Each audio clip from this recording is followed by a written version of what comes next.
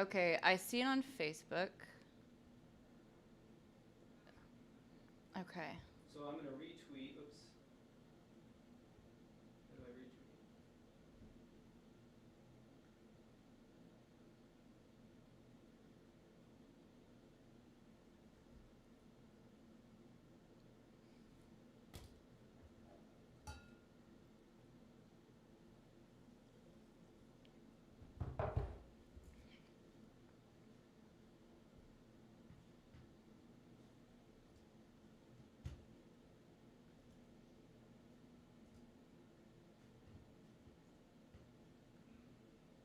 All right, so this is live here now too. Should we share it? Oh.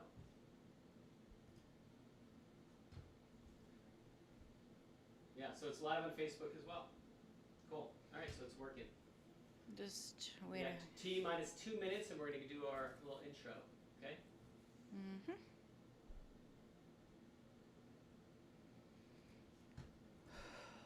Deep breaths. Big drink.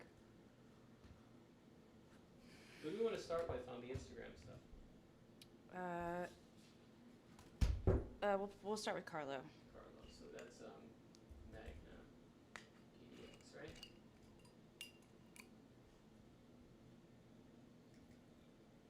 Cool. Okay.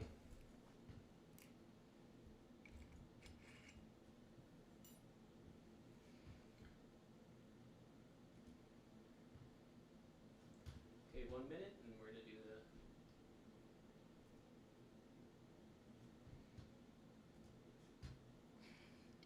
Thanks, everybody. Let's have fun. let's drink. I gotta loosen up a little bit because then I get nervous and stiff. Remember, we're starting with you solo. I know. We're going to do the... Yeah, okay. Yep.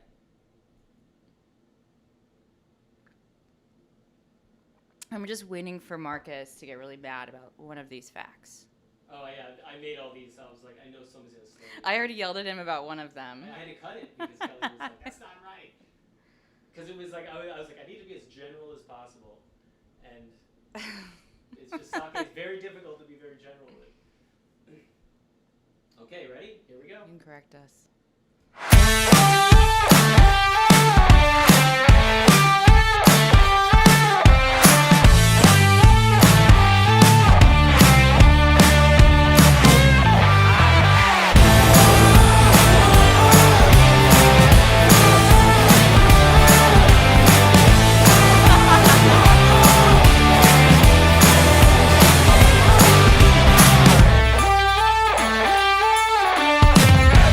There's a bit of a lag on the live stream, which is why I'm aware I'm live. Thank you. I've already been texted by my family to tell me that I'm live. So I'm going to stop watching the live stream because there's a little bit of a lag. Hello, hello, hello, world. We are here. I am so excited to have my guests, have my friends and family viewing to celebrate my Original Fare episode in Japan and to give us an excuse to come together in these insanely crazy times and drink some sake, learn a little bit, and enjoy. Before I dive in and really turn this over to my special guests, I'm gonna just, for my own little pleasure, show you, if you haven't seen it yet, my cold open for our Japanese episode, which we hope to air soon on PBS Food. And this is all new to us, so just welcome some lags and some issues. On this episode of The Original Fare, we adventure through Hyogo Prefecture. Become completely in awe by the art of technique, fall head over heels with the taste of Kobe City, and get hands-on original fare style with sake's most treasured ingredient, Yamada Nishiki.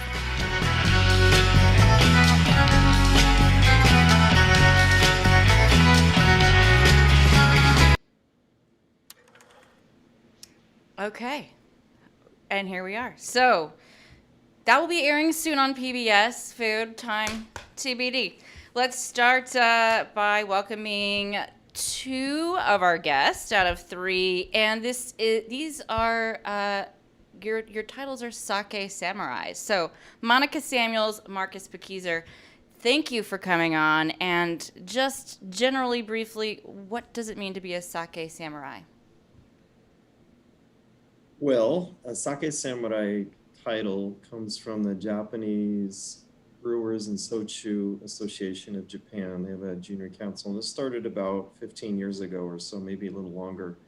And they select a few people around the world that have contributed a lot to spreading the gospel of sake around the world, for whatever capacity or whatever country you might be working in. And Monica and I have both been kind of dedicating our lives to sake, and it was recognized by the Brewers Association of Japan. So it's a great honor. It's not really a test you take or anything. It's a title that's for just dedicating your life to sake and doing what you can to spread the word.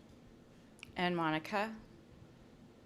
It was like, I don't need to have a wedding anymore after that sake samurai ceremony. It was the most special. So there's no test, but there's a ceremony. Yeah. Oh yes. And you, there are some really, really special places in Japan dedicated to sake. And where I had my ceremony was at Matsuo Taisha, which is a shrine dedicated to sake. And it's a really beautiful place. That's a big wedding destination. So they have a bridal salon there where I spent about 7 hours getting hair and makeup and kimono dressed. And oh my gosh.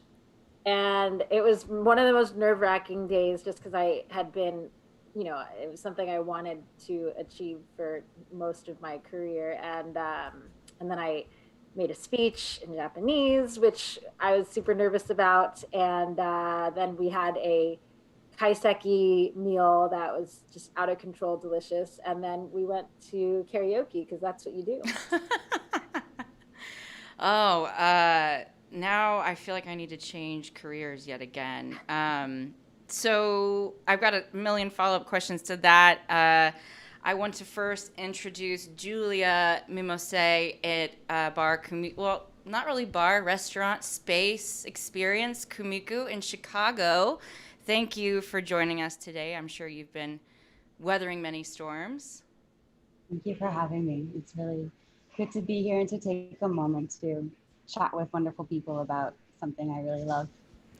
And I had come across your site because I was trying to find someone who was passionate about a sake experience, but it seemed special and unique. How long have you had Kumiko, and was sake at the forefront of your mind when you began it? Kumiko opened officially. Our grand opening was New Year's Eve as the year turned from 2018 to 2019. So we are weathering our second year now, about to enter our third as we come into 2021. And from the very beginning, Nihonshu, Japanese sake, was a very big part of the program. So, well, go ahead. Oh, no, please.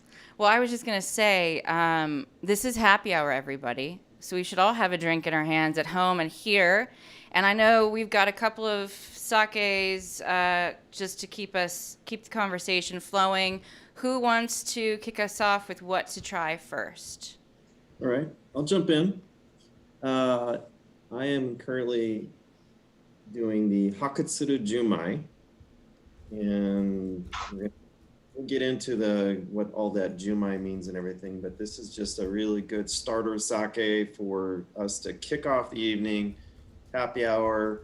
This particular sake can be served at any temperature. I'm doing room temperature tonight. And it's a really cool brewery, family owned since 1743 out of Kobe. Kobe City. So, glasses. Kampai. Kampai. Hi. And we're going to get into our vessels. I was like, oh, I really want to geek out with Julia right now about this. But that comes later, guys. We have a lot to do. Please, if you have questions, post them to Facebook. I'm going to try to keep track of Instagram. You could be like my family and text me rudely while I'm working. But we have everybody asks. Promos already says, sounds like an incredible ceremony on Facebook. And Chime in on the ceremony. I know. I wish we had we need photos next time. So if you were dressed in a kimono, what was your ceremony like then, Marcus? I was also in a male kimono, and it didn't take 7 hours and not that pretty, so it was a little quicker than that. But yeah, it was amazing. It's a Shinto ceremony, and there was a dancer that had like 9 layers of clothes that went through, and just beautiful. And it was in the middle. It was a very hot September too, so I kind of felt sorry for them. But I was very nervous, but very excited at the same time, and just really sturdy. It was a good time, but it wasn't a good time. It wasn't appropriate to anything like that. It was just really reserved and very Japanese, and and then they actually ask you, are you going to accept the honor of promoting sake for the rest of your life? And you sign. And we got a certificate I have on my wall, and yeah, it was amazing. I'll never forget it. Like Monica said, it's a once in a lifetime event, and what I had hoped for many, many years, and finally came. So I was really happy. Julia, I feel like through your line of work, are you a samurai? I am not. I have not been bestowed the honor.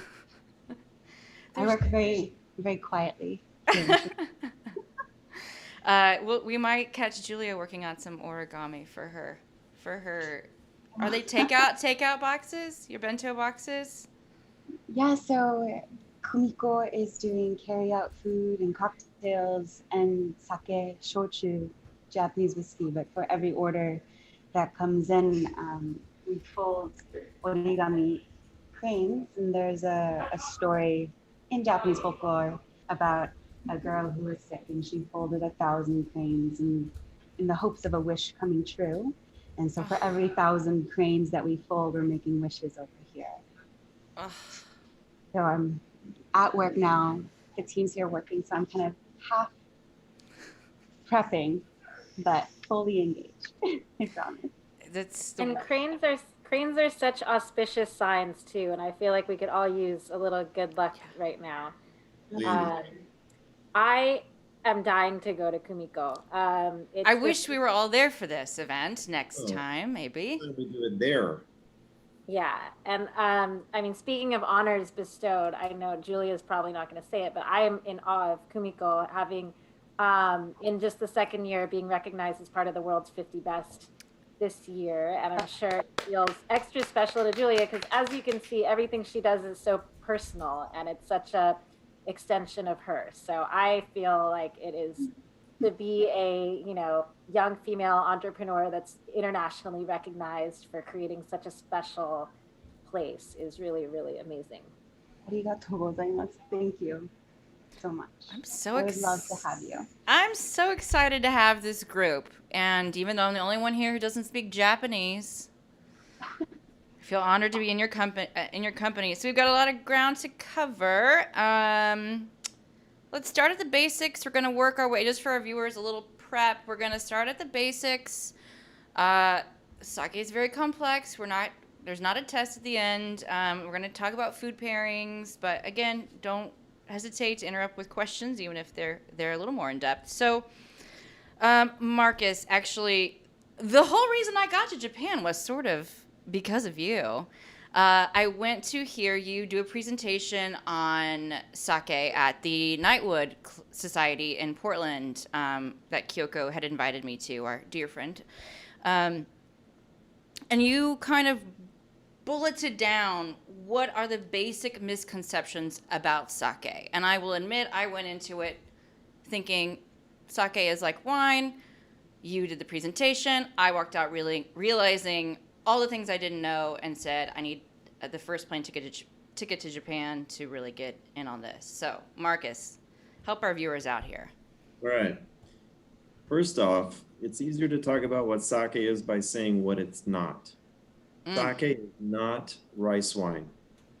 The media keeps writing rice wine here and there, but it is not rice wine. It hurts. It's like scratching on a chalkboard when I hear rice wine. I say, no, sake is sake.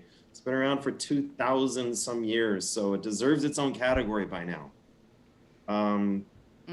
It's also not distilled. People think, oh, where's the distillery? And they think it's really super high alcohol and it's going to give me the worst hangover ever in my life, and which is not true.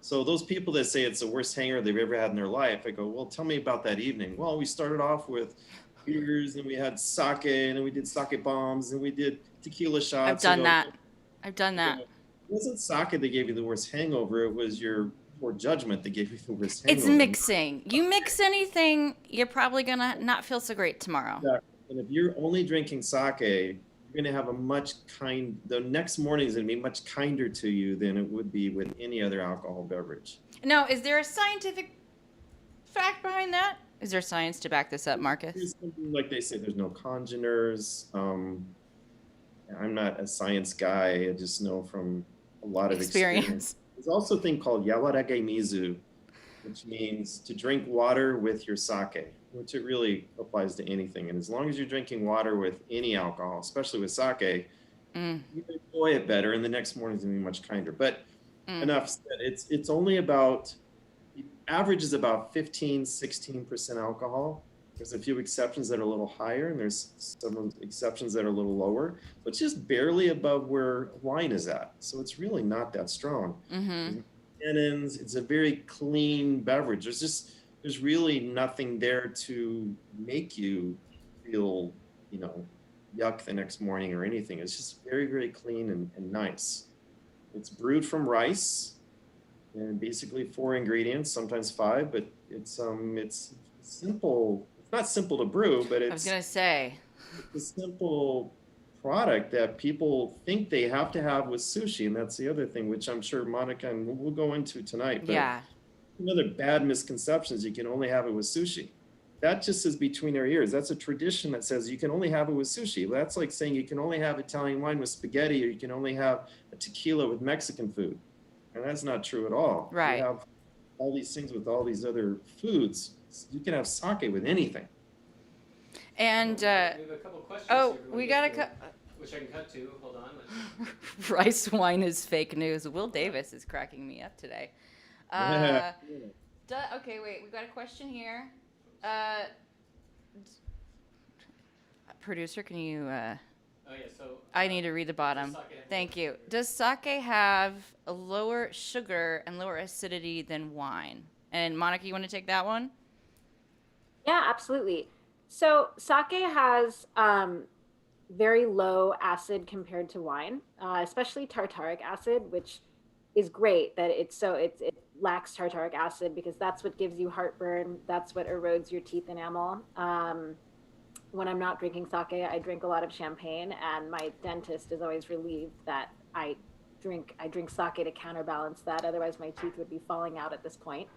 In terms of sugar, the fact that sake is so low in acid means acidity balances out sugar. You could have a wine with a lot of residual sugar, but if it had enough acidity, you would call that a dry wine. And so not having those tart acids, the sake is going to taste a lot sweeter than it is. It's a beverage made from rice. Rice has an inherent sweetness, but the sakes that we're having tonight are dry fermented. The fermentable sugars are converted into alcohol. So it's going to be a lot lower in sugar than most people think. Glucose is also metabolized differently than how people metabolize fructose. And so I do find that people who are sensitive to sugar tend to do better with sake than they do with sugar and other alcohols. And I mean, Japanese people are generally pretty fit. So if that's any indication. I like that. Just a little, we're just going to leave that one right there. You know what? And I skipped ahead of us a little bit because we did pour the Hakutsuru, and I know we're not quite all drinking. It's COVID times, guys. Not everything is perfect. We didn't get the same sakes at the same time. Not a big deal. But I would love to just speak a little bit about this particular one that we opened up. What is it? When you open up a wine or a whiskey, you're looking for certain notes. What is it that you do with sake when you open it up for the first time and have your first sip? Monica, go ahead. Well, you want to taste it like a wine. I mean, you do want to stick your nose in the glass, give it a little bit of room to move around. I mean, the small glasses are very ceremonial, and they're just a really important part of sake drinking culture in Japan. It's such a honorific act to pour sake for someone else. But you do want to have enough room to swirl it around. And sake, not quite as dramatically as wine, but sake is going to change as the air gets into it. Generally, when I stick my nose in the glass, I decide if it's an aromatic sake or not. And then if it is an aromatic sake, if it's more fruity or floral or more savory and earthy. This is a pretty restrained sake. I mean, this is like Marcus said, it's really versatile. It's not going to get in the way of anything that you throw its way. It's sturdy. It can be heated up. It can be drink chilled. I'm also having this at room temperature, but generally with sake, I always say this to people because I think most people would feel silly taking a glass of wine and saying it smells like grapes. That would be a really amateur thing to say. But with sake, you are going to get a rice note from most sakes. And with this sake, being a junmai is pure rice sake, and so I tend to get more of a rice note from junmai sakes than others. And so there is a really nice soft steamed rice aroma and a pillowy ricey mid palate on this sake. Mm-hmm. And then you look for secondary aromas. Are there floral notes? Is there citrus? This is definitely not an exuberant sake, so I would probably rule out more of the tropical fruit notes and like the really bubblegum, lychee, licorice notes. But this has more like a little bit of a wood note, like sandalwood, that ricey note, a little bit of dairy, more of a milk or cream quality. Mm-hmm. Yeah, people will say like this sake is a creamier. I'm looking for a creamier sake or clear or cloudy. You know what? I will ask the dumb questions here and not be ashamed. So like I remember pre going to Japan, going and saying, well, I want a cloudy sake or a creamy sake, but that means nothing, right? Creamy, No, yes, cloudy. but cloudy. What is that? How does that function? Well, so sake is made from, during fermentation, you're dissolving rice. And so at the end of fermentation, you have a tank of what looks like rice porridge. So when you have a cloudy sake, some of that dissolved rice is integrated back into the sake. Mm-hmm. So it's totally natural. And that definitely is a style. I always tell people to talk about sake in a food pairing way. Like if you go into a sake bar and you say, I want a sake that goes with steak, they're going to give you something very different than if you walk in and say, I want a sake that goes with oysters. Okay. There's a sake bar in Tokyo that I like where the whole menu, one side of it is sake that goes with prosciutto and the other side is sake that goes with oysters. And you kind of understand what they're talking about. I hate not being able to travel. Why did you say that? Now I'm depressed. That's amazing. And it makes me wonder, Julia, like how the new reality, like how many people were coming into the bar and having that experience with sake where we would liken it to going to a wine bar or a craft brewery. When we first opened Kumiko, we offered a omakase style tasting menu at the bar. We have 8 seats here. And at the start of everyone's experience, we'd speak to them about their beverage preferences, as we were going to do customized pairing for every person for the food. So they could get any combination of beer, wine, Japanese sake, cocktails, spirit-free, low-proof, high-proof, speaking to if they enjoy acidic cocktails or stirred and supple and smooth cocktails. And then based off of that, we would often end up with 8 different pairings on the bar. And more often than not, folks wanted to dive into Japanese sake. It is a very kind of mysterious category for a lot of people. And so when they are experiencing a tasting menu where everything is in the chef's hands, I think they really enjoy putting the beverage side into the bartender's hands. Mm-hmm. And what I always found to be really exciting was to be able to speak to people about Japanese sake in terms of wine or in terms of cocktails or just in terms of flavors and ingredients that are in the dishes themselves, and creating these mirrors in pairing form, but also looking for contrasting elements as well. Yeah. So it's an incredible, incredible drink to have for pairings. Well, and I feel like we're getting pulled into kind of the meat. That's my pun. The meat of this live happy hour, which is food pairings, and we've got a lot to dig into there. So just before we go into that section, pardon? You have her cocktail video. We're not there. My producer, come on. Before we go into that, Marcus, we talked the other day, and I would just love to do this primer for folks as we continue to get into this, more into this experience. Junmai, Daigenjo, Right. where do we begin? How do we navigate? So one thing is people generally say I always ask people, do you want, like Julia was just mentioned, their taste preferences. A lot of people say they want dry sake, but I think that also relates back to what Monica said. In general, people think that sake tastes sweeter than it really is. So if they've had a little bit of sake, oh, this is sweet, but it's really not. So I think a lot of people think dry, but they really don't know what dry means in terms of sake.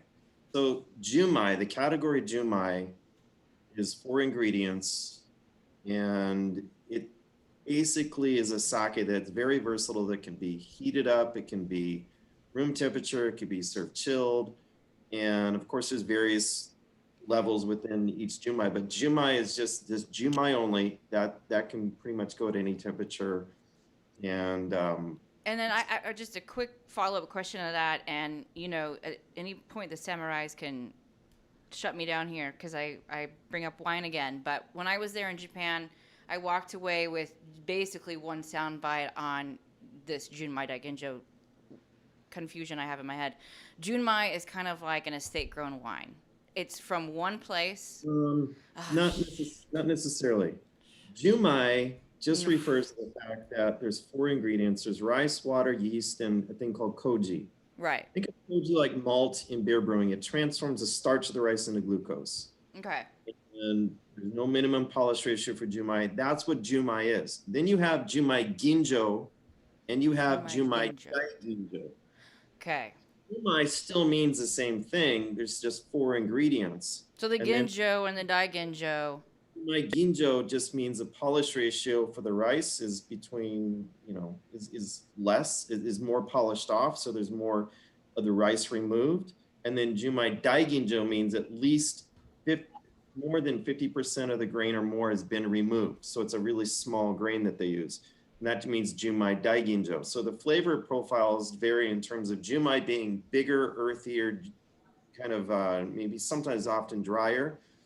Jumai Ginjo is going to have a little bit more floral, fruity kind of aromatics, but yet very sturdy.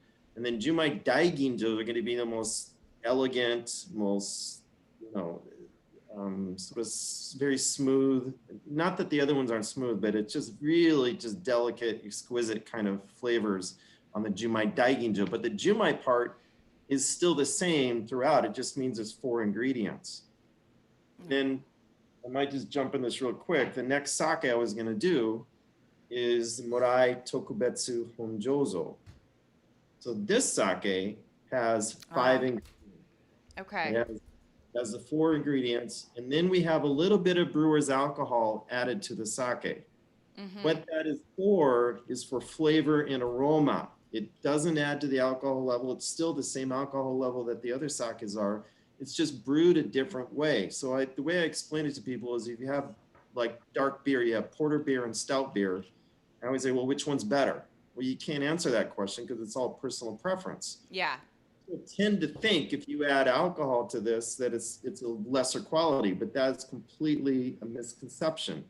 It is equal in quality to Jumai type sakes. It's just brewed a different manner. And there's a lot of alcohol added sake in Japan. But again, it's a very special way of doing it. It's a very small amount of alcohol they add. It's usually from rice or from sugarcane. And again, it's for flavor and aroma. So therefore, if it's a honjozo, you can't use the word Jumai because there's 5 ingredients. So then you go to the next section, you have ginjo. And it's just called ginjo. It's not called Jumai ginjo. It's just called ginjo. That means there's probably just a little bit of brewer's alcohol added to it. And then you have the same with dai ginjo or Jumai dai ginjo. They're exact same quality level, just that one has 5 ingredients and one has 4 ingredients. I love that you say it's simple. Okay, wait. We got a couple of questions, and then we have so much still to do. The estate grown part, by the way, is also depends on the sake.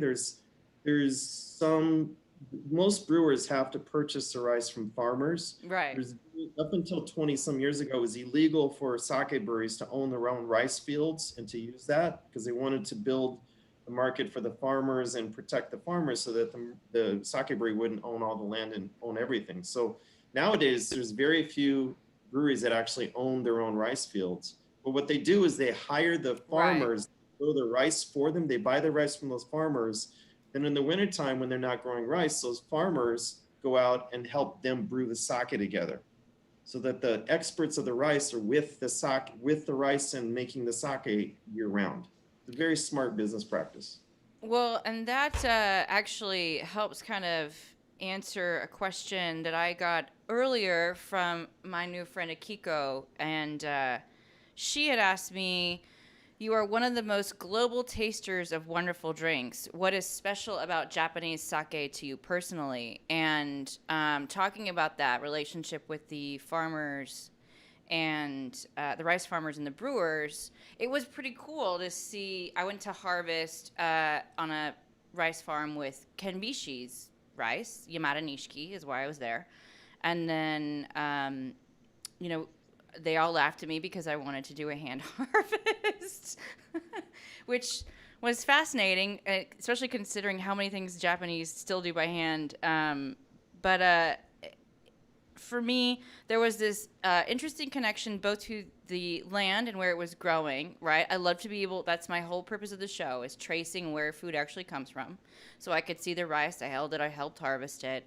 And then, I'm there in October of 2018 or 2019, and I'm like, okay, guys, the harvest is done, let's go. And they're like, well, you need to come back in the winter, So I went back in February because they said, this is how we've always done it. We wait until the temperatures outside are cold enough when we do our sake brewing, and that is part of this history and culture, which was really astounding to me, and I have such a reverence and connection and respect for that history.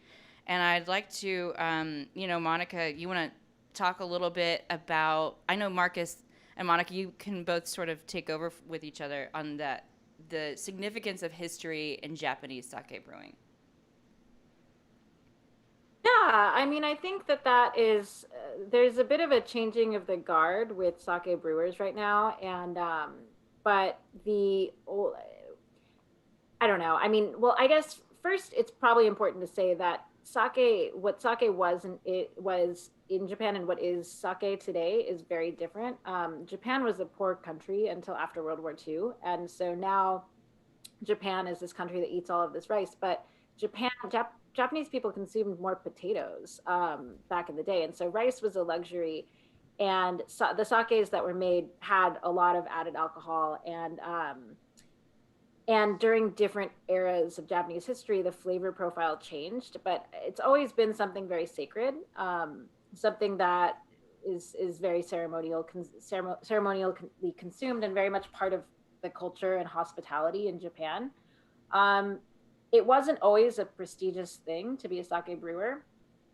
And that's how my grandfather ended up working at a sake brewery when he was discharged from World War II. Nobody else would hire him. So it's been a humble trade for a long time. And sake brewers, Marcus always calls them rock stars, and they are, but they're not treated like royalty in Japan. It's a very humble trade, and it's great. And that's what I think really makes all of us want to do what we do, because it's an honor to be cheerleaders for these people who refuse to promote themselves, and they're so humble, and they're so they're not above doing any kind of manual labor, which I think is something that's they're all family owned too. These are not corporation. I mean, they make companies out of someone, but these are all family-owned breweries, all of them, with histories of 2, 3, 4, 500 years going back. Wow.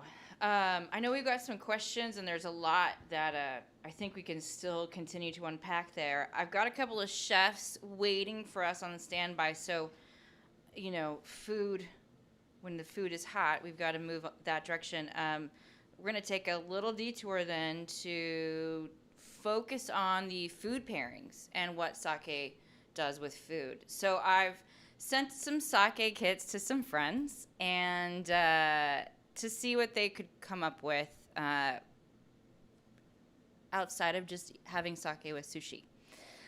So let's go over to Instagram and see my buddy Carlo's dish. Carlo has the chef in Portland called Magna, Filipino chef.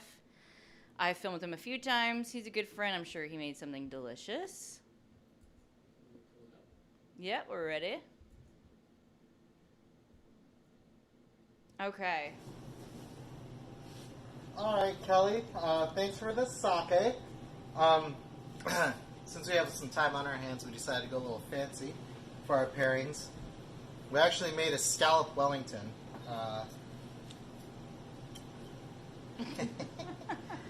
So that's a scallop with sweet potato, layers in between each scallop, slice with pickled shimeji mushrooms, some charred red onion.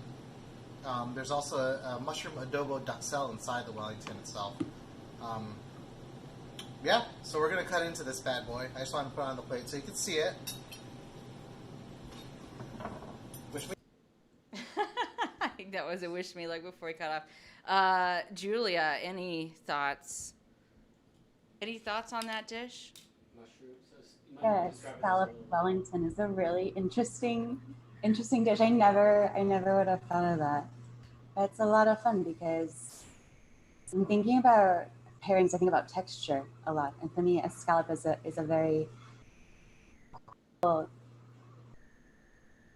element because it can be very silky and smooth in a sense, but when it's seared, you have this amazing crust on it. And I'm thinking about a Wellington. Well, then you're starting to get this flaky, almost brioche, buttery note and tone, and I think that would go really, really well with Junmai, but something with a lot of almost lactic acid going on. I think something a little bit rich and round, but with a hint of that tang, I think would be really, really lovely.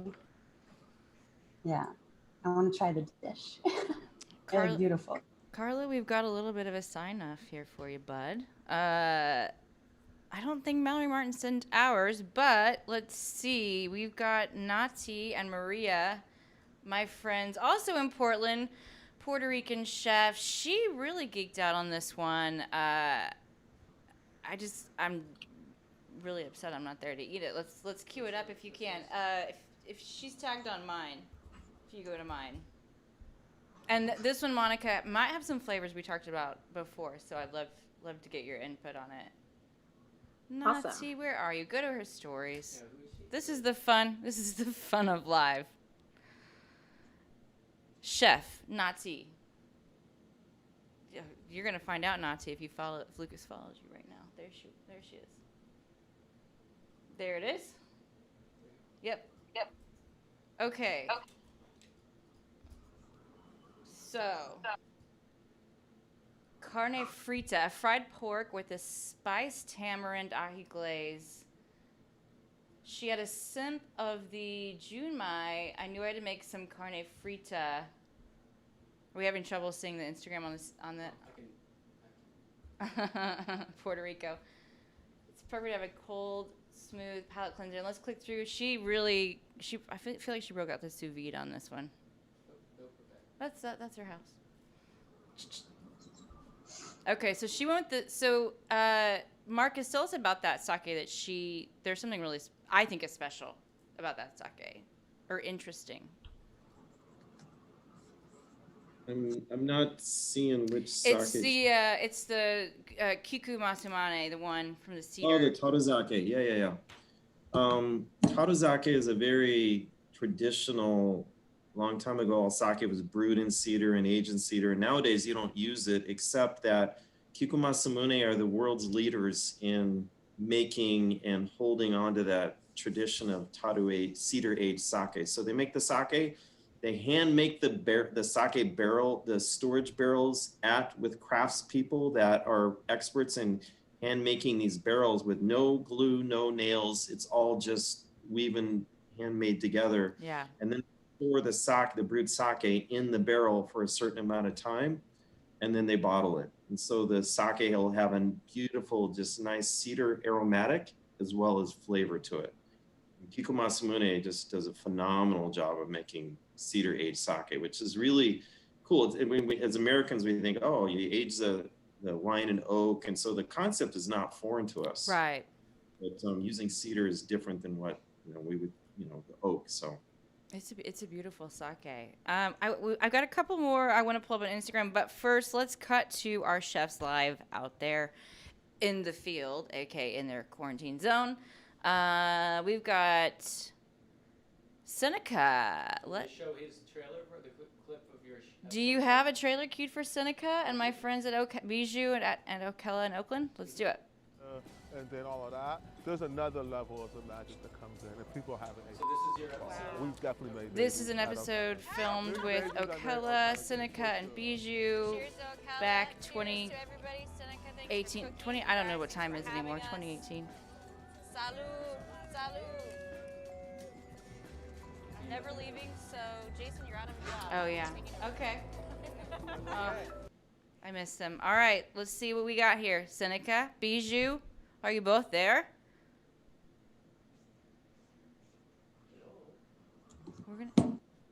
We hope this works.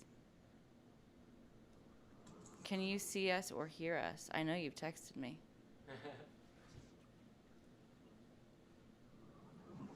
Okay, we'll check back. Don't go anywhere. We can check back with you. Oh, I hear him. I hear you. There they are. Hey. Oh my goodness, my friends. It's been too long. How are you? Good. I'm actually switch. Yeah. What's that? What is that? Heater. Oh, the heater. Okay. Hi. Hi, Bijou and Seneca. Welcome to the live stream. Hey. Seneca, congrats! Congrats on your foray into local politics. You said congratulations on your Oh, foray thank into you. politics. I was super stoked. We didn't win, but it's okay. We're always winners. Yeah, we keep Right. we keep going. So, Bijou, I love that I saw you open up the sake box and you said, "I've never really had sake except for at a sushi bar." So I'm so curious what y'all ended up doing. So, okay, I'm gonna grab this thing because it's like a little camera Oh, on it's here. mobile. Yeah, that's what I was saying. See, boom. So Seneca prepared this amazing meal. Simple meal. Ooh. You want to tell us about it? It is just white rice steamed with some sauteed garlic. Very simple. Broccolini with avocado oil, roasted garlic, and salmon with garam masala. Ooh. And smoked pepper.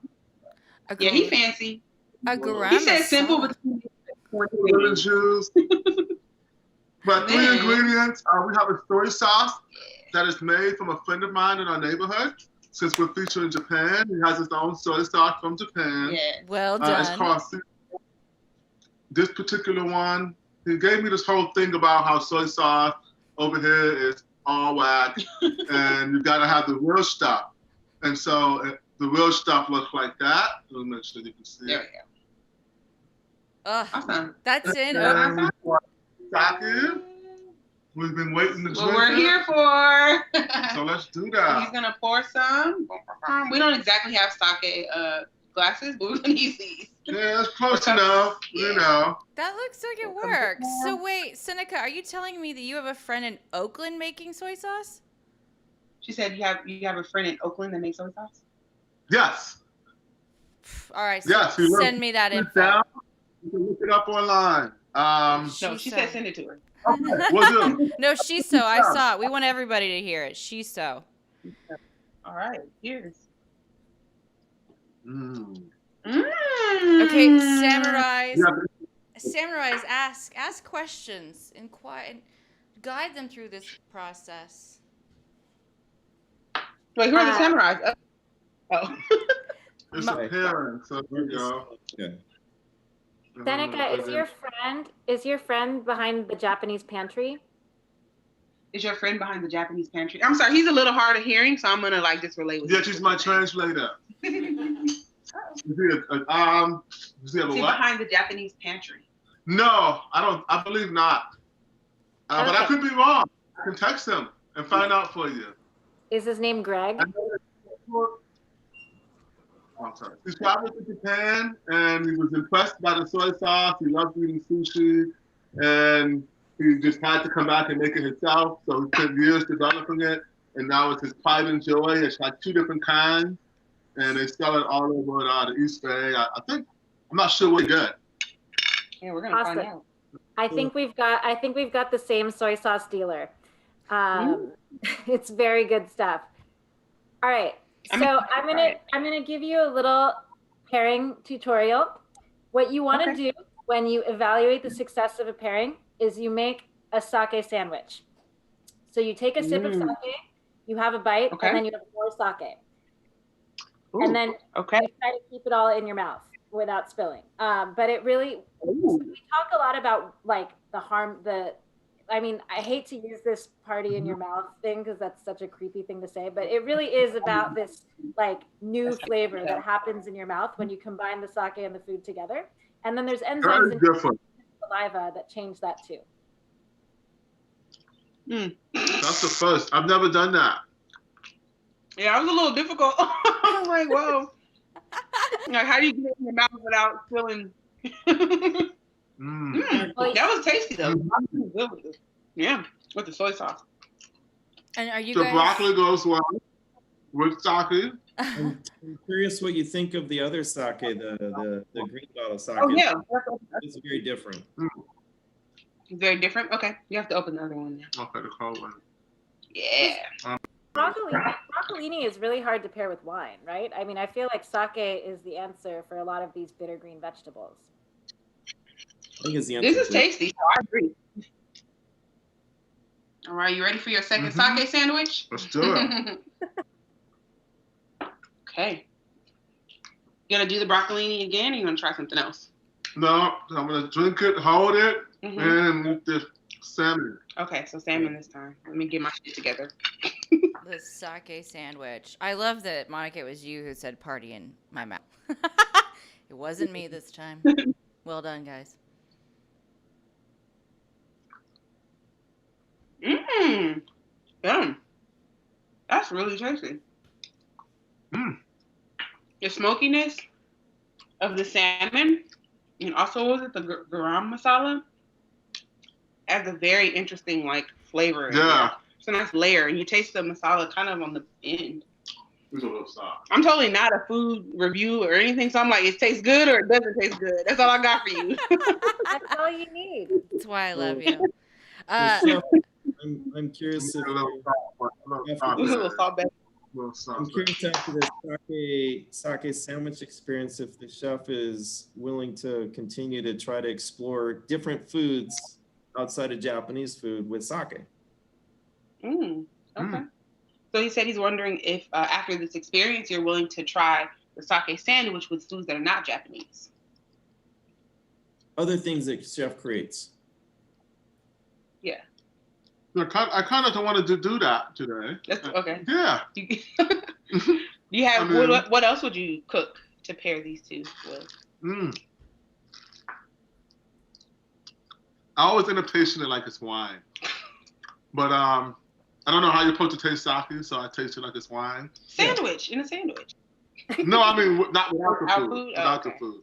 But with this flavor, whatever. It don't even matter. It's good. I would like a nice, maybe like a chowder.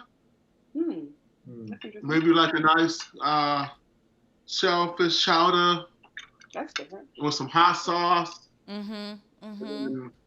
The spice of that would really be nice with this. Oh, I almost dipped the broccoli. I'm not even. Oh my God, Bijou, I love you. I love you. Bijou, I think that's a really good idea. You should dip the broccoli in the sake. Yeah, let's try it.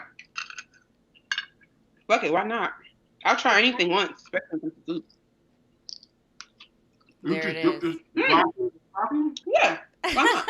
And then Let's do it. Uh, I like it. well, guys, I'm so sad I have to say goodbye. We've got our chef Jorge waiting as well, and I can't believe we're almost nearing the end of our hour. I mean, Yeah. I had no idea. I should have known. Anyways, thank y'all. I miss you We need more guys. time. We We're have to make this like 3 hours. and now like you should hook up with your friend who does shiso. We could do a sake dinner with the soy. I also love that Monica said you guys both have the same sake deal or soy sauce dealer because after going to Japan at that game as well. But thank you, Seneca Bijou. It was so great to see you both. Your faces. Good to know you're Thank you well. very much. Miss you guys, and Yeah. let's talk more. Yeah, let's have a happy hour, a non-work happy hour soon. Yes. Enjoy the I like sake. this one. Thank you. Kenbishi boy. So good. And All happy right. holidays. I'll use some Yes. some soy. Not gonna say no to that. All right, guys. Lots of love. Talk to you soon. Bye. Okay, Jorge. I think Do you want to show his? yes. So this is a new friend, a friend I haven't met yet. Jorge has got a project he's working on, a YouTube show called Good Food News, and I just love to support anybody who wants to put good energy and information. Lucas put a little trailer together to show off his wonderful personality, and then we're going to see some of his amazing food. So Welcome to Good Food News, a show where we talk about the cool and positive things happening in food. I'm Chef Jorge Cespedes, and these are my favorite stories of the week.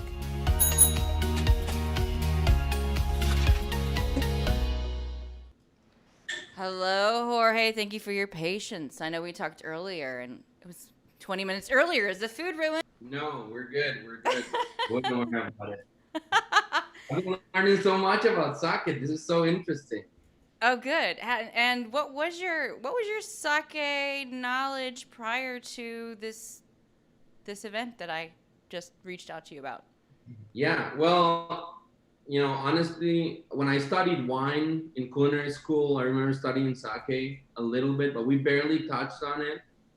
And then I just had sake in different Japanese restaurants, but it was always hard for me to just venture into it because it's the way people feel about wine. Like you're afraid to make the wrong choice, so you just rather not even get to it. Mm-hmm. So the few times that I've had sake is when I've had someone teach me about it. Like I'm sitting with someone that knows about it. Mm-hmm. So you were sent the same sakes, the Kenbishi and the Kiku Masumane, and where did your sake sandwich take you? What direction did you go in?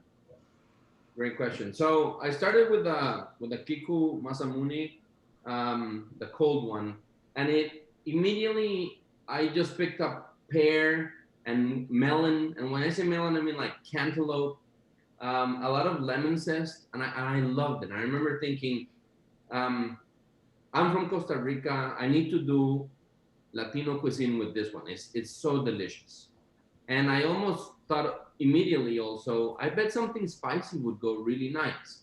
So I went with a ceviche, and it's right here. I don't know if you guys can see it.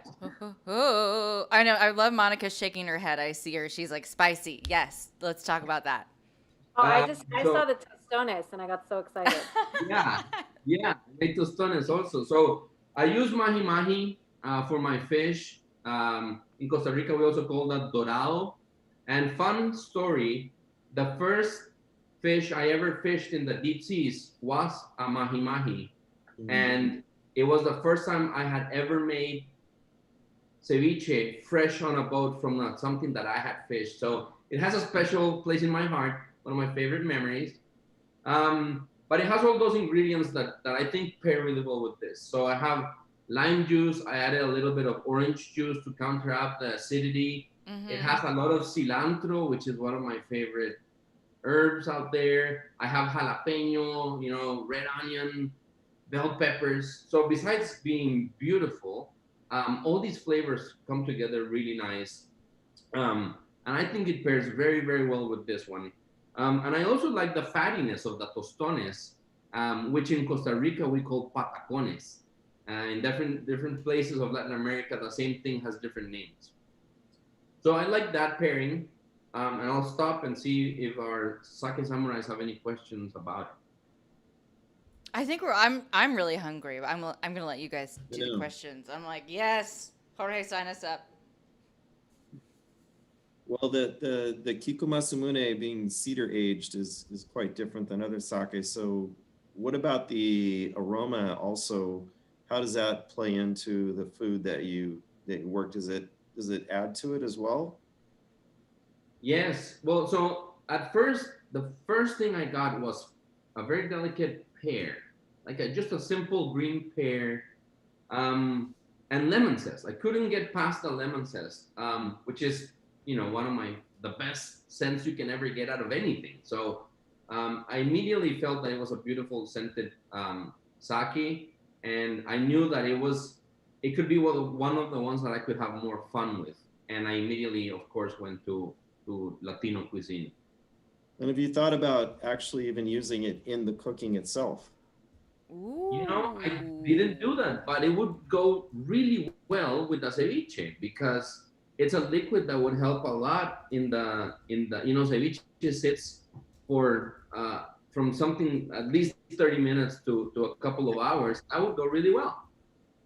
Give it a shot sometime. Yeah, I would. Next time I'm making ceviche, I'm doing that. I love that idea. Thanks. Good. So you did a second dish, correct? Because I was like, you sent me ideas, and I was like, I mean, yeah, you can make all the food. I'm fine with it. Did you go for it? I did. So, for the kenbishi, that was a completely different sake to me. That one was meaty, umami-y. It was mushroom. It was such a savory smell. I mean, boom, in your face, completely different. I just couldn't get past the idea of like fried pork. That's all I could smell with this one. Even when I smell it again, my mouth starts to water immediately. It's so funny. And something about green olives. I can't, my head went to green olives. So I said, you know what? Let's play with something really fun here. And I, based on that umami-ness and that mushroom smell that I got, I said, how about I roast some wild mushrooms with onions and then serve them with creamy grits and a barbecue sauce? And I wanted to do that because it's something that people, normally don't put barbecue sauce and sake together. I tried it. It looks like this. Oh my God. You talking cuts here. And I think the flavors go together really, really well. I don't know, Monica or even Julia, what are your opinions on barbecue sauce and sake? I hope I'm not doing something that's offending the whole sake industry. No, not at all. I mean, I think there's a lot of similarities between barbecue sauce and a lot of the sauces in Japan. I mean, if you think about teriyaki sauce, it's not that different from barbecue sauce, or like a miso marinade. And so I think having something that has sweet and savory together is so perfect with sake. So I think that there's a common, like, the tostones, the sweetness of the plantains, the sweetness of your barbecue sauce in this dish. It almost always will set you up for success. And that's part of the reason sake is so great with Thai food, that has a really nice balance of sugar and vinegar and fat and umami, or Korean food, Vietnamese food, like hoisin sauce and sake is so great. So I think that's a really brilliant choice. Nice. Well, good to know. Woo! Julia, have you ever served something like this? I think. Oh, go for it. Oh, I was gonna say, I think the use of barbecue sauce as a tying ingredient is really brilliant. I love it because it isn't expected. It's not sushi, it's not Japanese in any way either. But to Monica's point, there are a lot of sauces in Japan that are built around that flavor profile of a really deep, dark, rich, almost molasses-like sweetness next to a bright acidity, whether it's coming from tomatoes or from vinegar. And those are elements that Nihonshu, that Japanese sake, have but in very small amounts. And so in a way, it is that direct contrast to what the sake has, and it's going to highlight some of those more umami notes that we have in the sake. It might bring out the fruity notes or the peppery notes. So I think it's a really exciting pairing, and it's something I would really love to try. So I love that you took it in that direction. Awesome. Well, thank God. Jorge, coming with it. Bringing all the flavors. How did you, I saw that dish and you managed to bring both the Costa Rican flavor and then work in the Midwest barbecue sauce and of course the Southern grits. Like, that's America right there, baby. Right in that dish. Good. You guys, I can't believe it's like been an hour. We're only halfway through our program. So as long as folks can bear with us a little longer, I just want to at least address a couple of other topics. We have at least one. We have many sakis. We'll try at least one more. Jorge, thank you so much for joining us and making that food. If you can package it up, I'll send you my address. And I look forward to seeing your success and good food news. And let's chat. Let's chat more. Sounds great. Thanks so much for having me, guys. Nice to meet you all. Chef. Thank you. Okay, guys. Let's do a couple of things here that we had on the agenda. Let's queue up. Smith said, "Keep going. I have all night." Oh, she better be showing me her pizza. She was supposed to do pizza sake, so Mallory, get in on that. I want to select another sake for us to. I want to cut to because I have to show my brother's pairing that he sent in, and then Julia. I want us to get into the conversation about how precious we need to be around sake. So, who wants to select the next one from our little special stash here? Go for it, Monica. I kind of feel like Julia should introduce this next one because we're going to do Fukucho, Moon on the Water. And I know Miho Imada and Julia have a, whatever the female version of a bromance is. But this is a producer who I know is a just hero and icon to Marcus and Julia and myself. This is one of the hardest working women I've ever met in or out of sake, and she is. You can see her picture on the back label of that bottle. Kelly, if you look on the back label, she looks like such a badass, right? I mean, oh my God. And she's Monica, side note, I gave her that idea about 10 years ago to start putting her picture on the label. Marcus. Thank goodness. Yeah, she's wonderful. She's not only the master brewer of Fukucho, but she's also the family owner. And she studied law. She worked in kabuki theater. She's worn so many hats, and she went back to Hiroshima to carry on her family's legacy. And she has zero ego. She just works as hard as she can, and she really wants to put her region of Hiroshima on the map, which is known as the birthplace of ginjo. And when we talk about ginjo, it's just a really cold, slow fermentation that creates sakes that jump out of the glass. And this one should be so aromatically pronounced compared to the first two. A lot of pineapple and fennel and anise and violet. Just really beautiful and vivacious style. I want to send a bottle of this to Jorge after the descriptions he had of what he had experienced in the sake. Like, he's gonna have fun with this one. Is this also the woman who just had a huge... She was recognized by BBC as one of the 100 most inspiring women of 2020. Yep. Thank you. I remember us talking about that, and I looked her up. So, Julia, why do you love this sake? Oh my gosh. So I remember before opening Kumiko and tasting this particular sake and just how it absolutely sprung from the glass. And I wasn't tasting from a wine glass or tasting glass or anything like that. It was just a very, simple, kind of slightly rounded ochoko style like this, but even still the aromatics, the texture. And I was struck by this incredible ripe tropical fruit note that was coming through, hints of baking spice, and this essence of a floral quality. And the other thing that I love about this sake though is that every time I taste it, and it's from a different batch or a different brew year, I start to taste different things. And so this is actually the bottle that I got is from, it was released March 2020.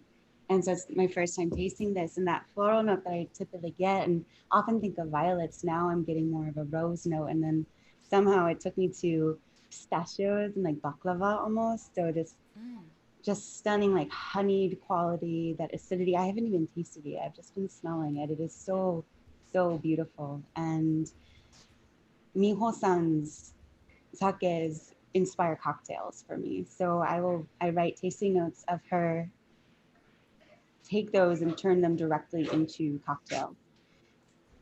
One thing that I love to do is to actually use a good portion of the build of that drink with the actual bottle or the actual sake that inspired it, and then serve it at Kumiko, where you get a cocktail and then a pour of the sake that inspired it, and then one other element that's from Japan that people may not have tried before. Thank you. I I love call them that. component flights, but it was a way to convert people from, you know, not knowing anything about sake or being scared to try it or thinking that it's one thing into diehard fans of it. And my goal has been to take people from drinking cocktails and make them sake drinkers. Like, don't make me make drinks anymore. Let me just pour beautiful liquid for you, because it's like a cocktail in and of itself. And yeah, Miho-san's sake was some that really inspired that vision for Kumiko. So. Well, I'm not sure if that was like the perfect segue or then maybe not the best segue, but Lucas, our producer, who is obsessed with sake, put a little cocktail video together with the cocktail you make using this sake. So we're going to show it, make it at home, and do as Julia advised, where pour the sake by itself and try the cocktail, get some food, sake sandwich. Are you ready, Luke?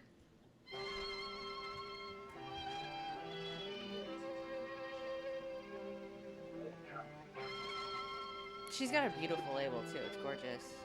Yeah. Oh, and that's green tea from Sri Lanka, just in case, you know, anybody was curious.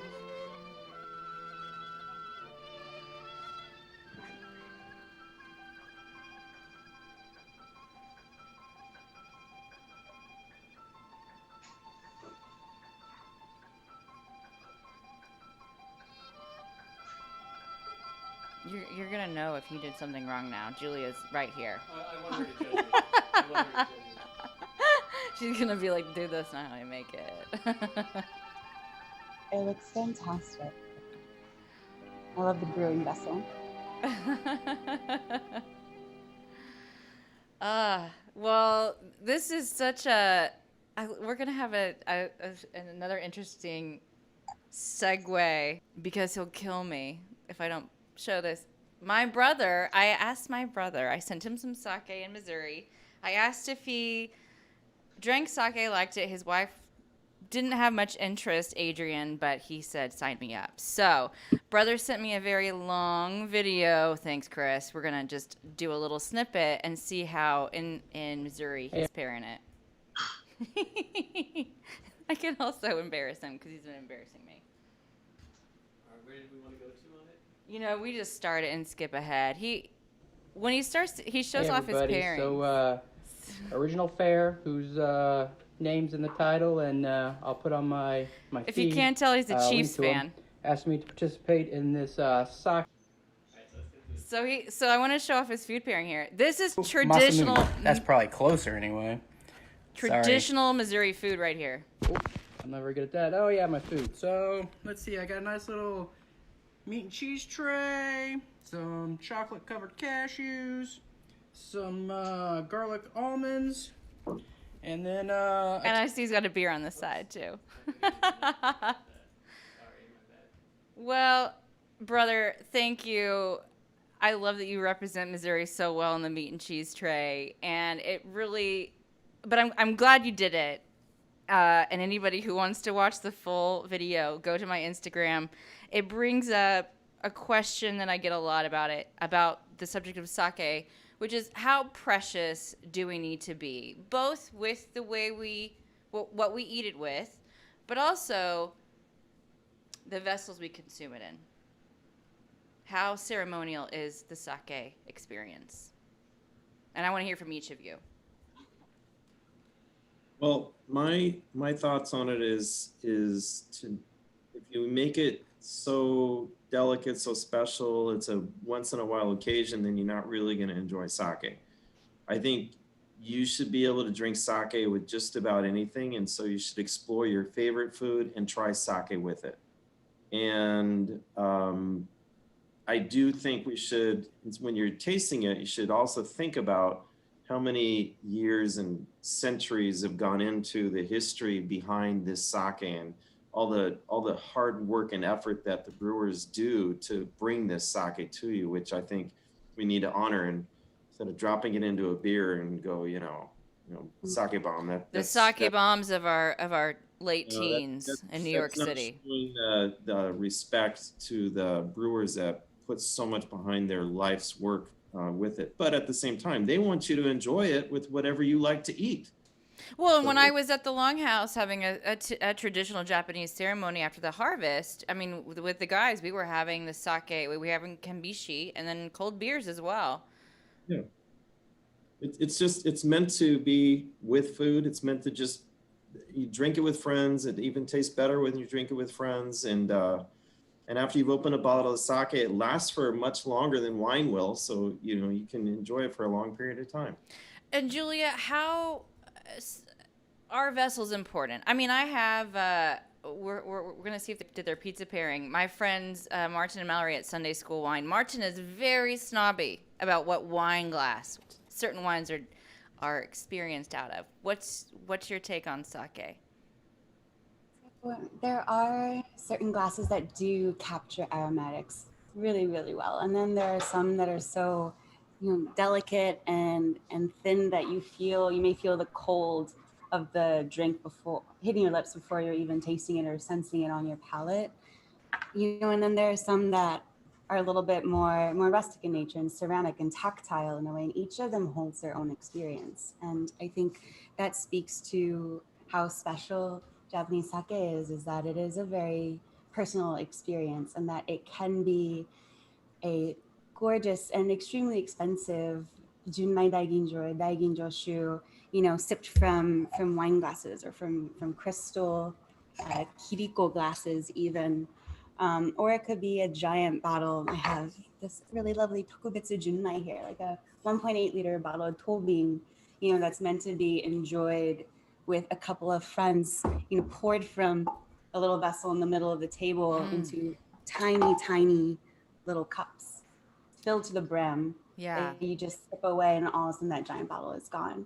And I think it speaks to the work of the sake makers. They're putting their heart and soul into it, not because they want you to enjoy it in a particular way, but just because they want you to enjoy it and to experience it. And I think however you choose to do it is perfect. Yeah. It's more about you try it, do it, appreciate it. Yeah. Make it an experience. Do we want to take a couple questions before I know, guys, we're over time. We did a pizza pairing. Great. Sunday school. Thank you. I was anxious for somebody to do a pizza pairing. But where did you get the pizza from is what I want to know. Because this is Portland, baby. Pizza with sake. It's delicious. It's delicious. It is. Monica, Show us the sake bottle. Yes. I was curious This one what actually is I wanted to especially hear good, your this thoughts one. also on it's really Kelly's super original savory, question. all the mushrooms on there. I mean, I collect sake drinking vessels and I love them, and I love having people over and having people choose what they want to drink out of or recommending something. But I also had a bunch of brewers in Miami last year, and we went to the beach and we drank sake out of red Solo cups, and it was awesome. So like it's a situational thing. Like if you have a bottle of sake and I don't have my nerdy sake cup and you give me a styrofoam coffee cup, like that sounds great. I think people are often too precious about sake, and if you're worried about not doing it right and that is standing in the way of drinking sake, like you just go out there and drink it out of the bottle. Like I will do a sake bomb with you if you let me choose how you're going to drink your next sake. And so I think it's just about getting sake in people's hands. Something that I would add to that is In terms of being cautious or careful, I suppose that would be just in the storage of it and also knowing where you're getting your nihonshu, your sake from. Yeah. So it is extremely sensitive to light and heat. And so if you're in a liquor store and you see some in a window, perhaps not the best place to buy from. And I'm sure Monica can probably speak to this more as well, just from your experience having, brands out there and wanting to make sure the people who are selling the sake know how to take care of it, because the storage is important. Oh my God, it's so important. And our brewers, I mean, Miho-san always says, she's like, look, I don't have kids. And she's like, so these are my kids. And every time I put a container on the water to go to the US, it's like sending my kids to college. And she's like, I've cultivated these children for so long and put so much work into them. And I really hope when they arrive at their destination that people are going to treat them well. And so that's a big responsibility to make sure people don't mess with her kids, And so when I first got this job and I was going to like Nebraska and South Dakota and going into these retail shops, I was like, it was just painful. And I think I almost got fired my first year because I would just show up and destroy lots of product and be like, nope, we can't sell this. We can't sell this. And they're like, so it's going really well, Monica. Every time you go somewhere, we get a bill for thousands of dollars. But it's a big responsibility. I also, sometimes I talk to people, they say they got a special bottle from Japan. They've been saving it for that special occasion. I go, well, when did you get it? I don't know, 10, 12 years ago. And I can't believe they haven't had a special occasion since then. So you got to consider fresher the better. You don't want to, sake is not designed to be just sat and reserved like your red wine is for 10 years and then you get back to it. I mean, there's a few sakes like that, but hardly any. So it's just fresher the better. When you get a bottle of sake from someone, drink it and enjoy it right away. Yeah. I feel like we're kind of gravitating around the same idea, and the advice that we can give here is educate yourself in some manner, learn more, be curious, get some basis of knowledge, but don't let it scare you away from just opening up a bottle, because that's really the first part of the process in appreciating what sake is and what sake means. And I think the deeper you get into it, the more respect you'll have, of course, but then the more ceremony and play can come into the way you share it when we can share it again with friends and family. It literally is a story in every single bottle that you could spend years to try to understand, right? How many years to be a sake samurai again? many years. Guys, please. Real quick. Yeah. So people have why is it served in those little shot glass kind of things? With you're never supposed to pour for each other, for yourself. That kind of, it's like a law. It's called oshaku, and it's simply a way of drinking, so that if you have a bottle of sake in different glasses, you pour for each other. And if we were drinking sake together, Kelly, my job is to make sure your glass never goes empty. Your job is to make sure my glass never goes empty. And every time we pour for each other, building our friendship or relationship. So it's a social way of drinking. It's not a rule. It's not a law. It's simply an enjoyable way of enjoying each other's company. Yeah. That's it behind it. And it is a really sweet process. I mean, when I was there and they were teaching me that not rule, but that way of having sake, it was really fun and interactive, because then it'd be, oh, by the way, Hide and Kazu, if you're out there, hello. Hide would be like, oh no, I poured this for you, and then I'd pour it for Kazu, and it keeps it convivial, it keeps it alive, and it just emphasizes the specialness of the moment. Exactly.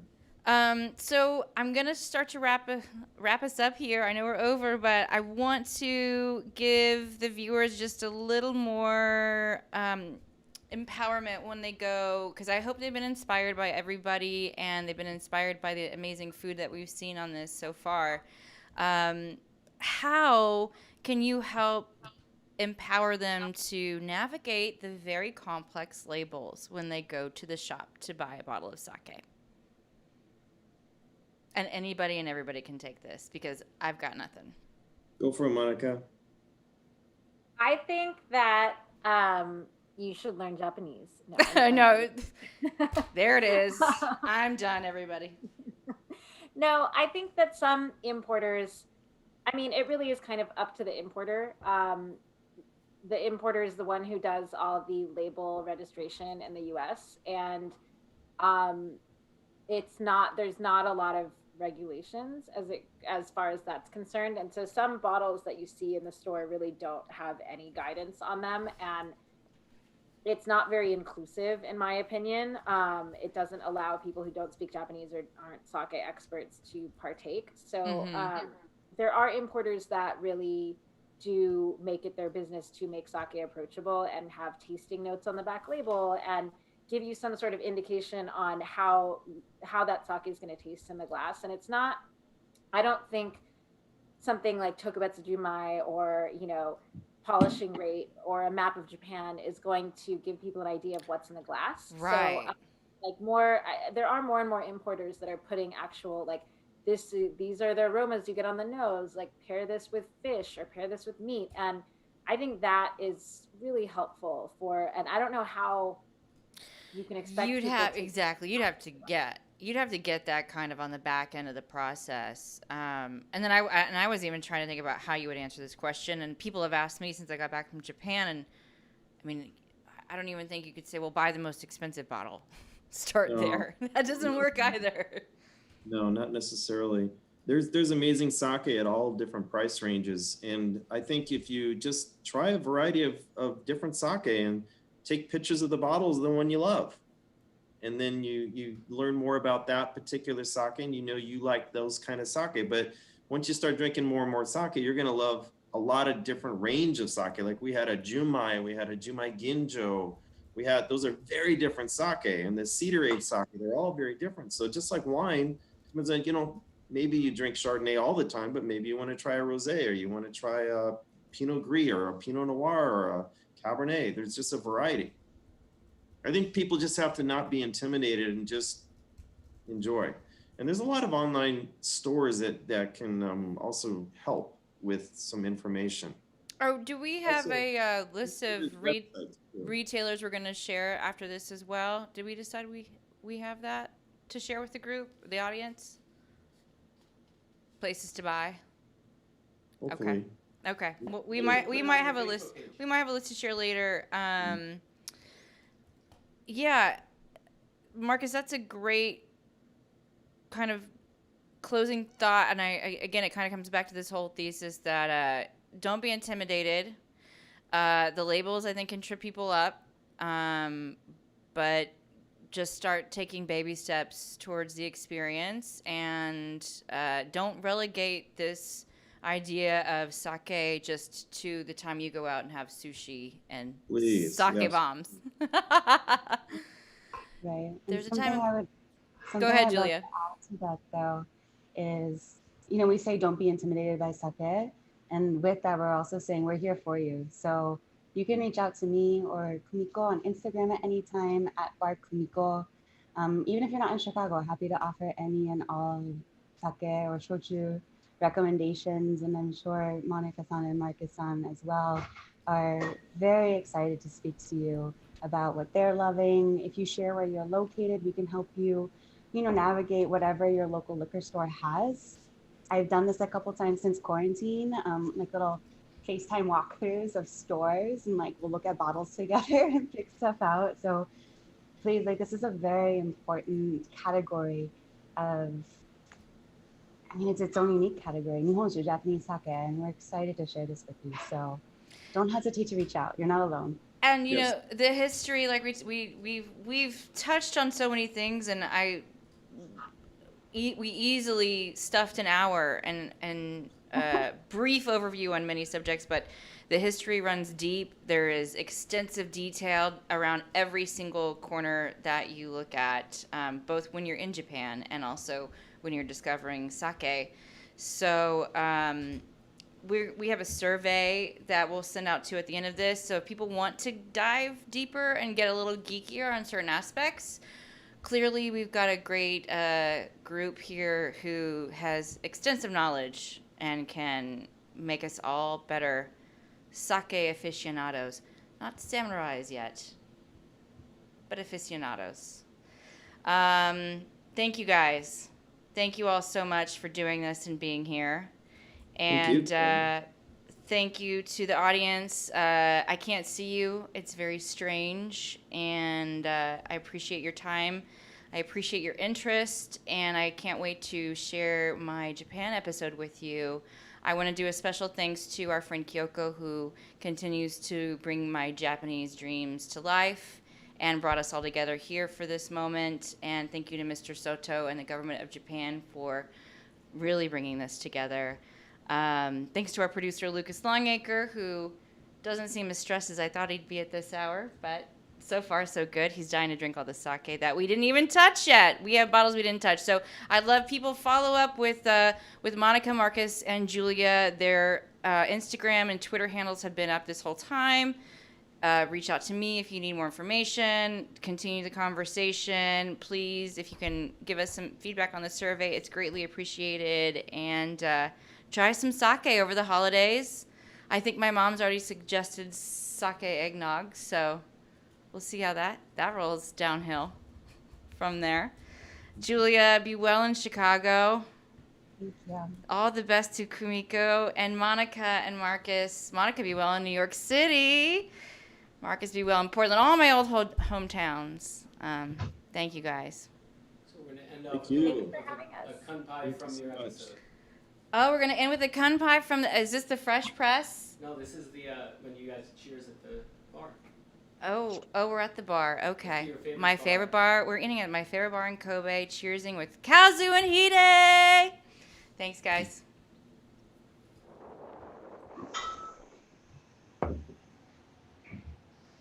Underneath these local commuter trains is an undulating network of clothing shops, ramen and gyoza stands, and likely the coolest sake bar I'll ever come across.